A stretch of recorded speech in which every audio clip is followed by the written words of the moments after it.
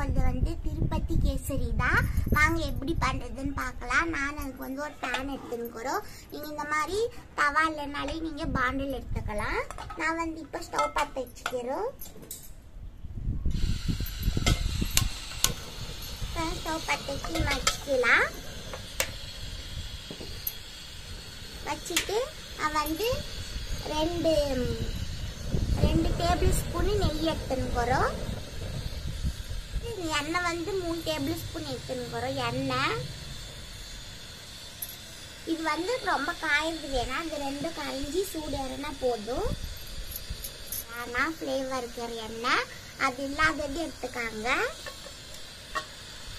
பாருங்க, இப்போ எண்ணெய் வந்து எல்லாம் கரைஞ்சின்னுக்குது. இப்போ நல்லா பாதி வந்து எடுத்து வச்சுக்க போகிறோம். ஒரு கரண்டி அம்மிட்டு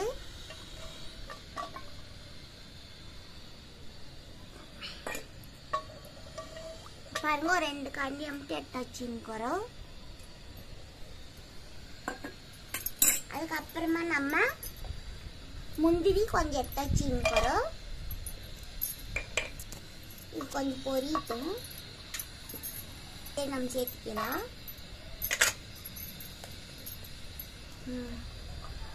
பாருங்க, ஒரு 15 முந்திரி ஒரு 15 திராட்சை எடுத்துக்கிறோம். இது வந்து ரொம்ப ப்ரௌன் ஆகுது வேணாம். ஓரளவுக்கு பொரிஞ்சு லைட் ப்ரௌன் வந்தாலே போதும்.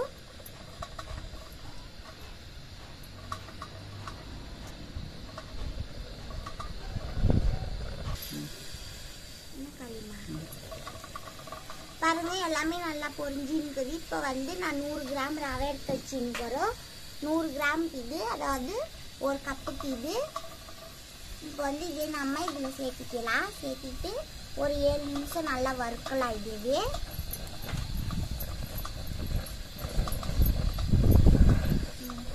பாருங்க, ஒரு 5லேருந்து ஒரு 7 நிமிஷம் நல்லா ஸ்லோ ஃப்ளேமில் நல்லா வறுத்துக்கலாம். இதுவே இது நல்லா வறுப்பாடிட்டோம்.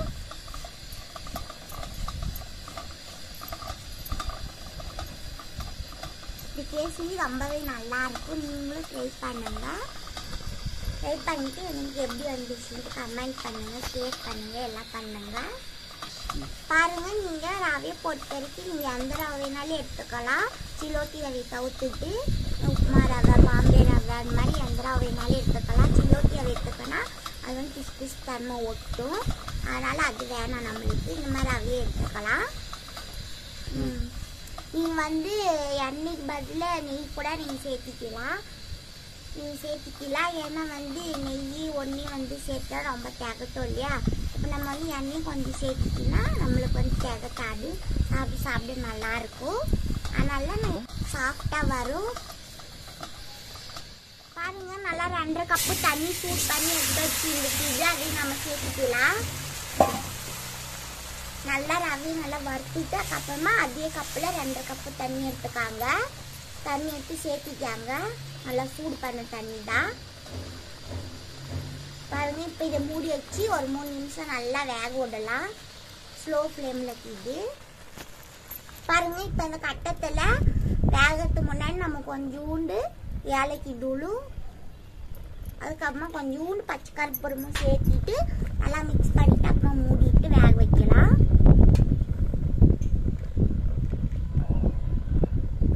பாருங்க, கொஞ்சோண்டு சேர்த்திங்கிறது ரொம்ப சேர்த்திடாதீங்க, நம்ம கசப்புட்டாம வந்துடும். இப்போ வந்து நல்லா மிக்ஸ் பண்ணிக்கலாம். சேர்த்துக்கு பின்னாடி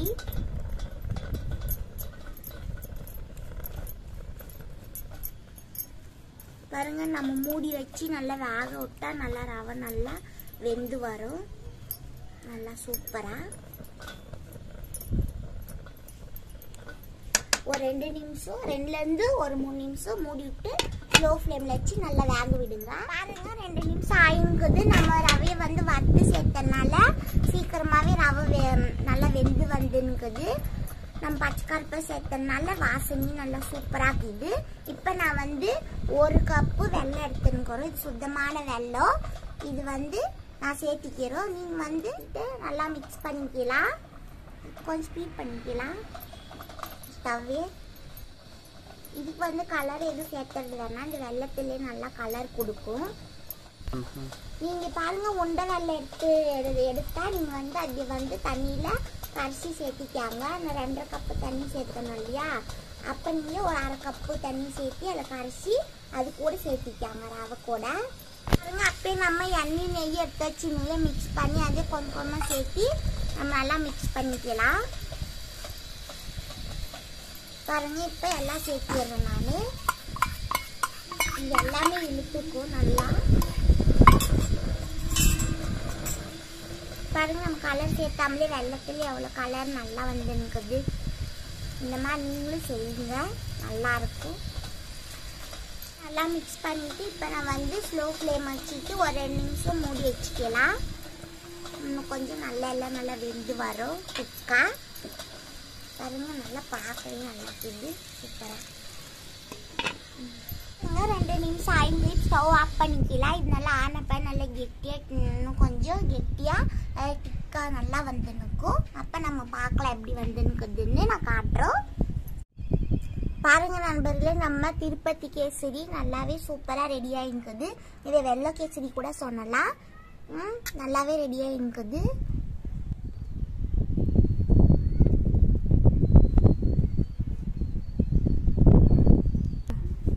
பாருங்க நல்லாவே சாஃப்டா நல்லா வந்துருக்குதும் பார்த்தாலே தெரியும். நீங்க வந்து வெள்ளம் ஜாஸ்தி சாப்பிட்றவங்களா இருந்தா இன்னும் ஒரு 1/2 கப்பு கூட சேர்த்திக்காங்க.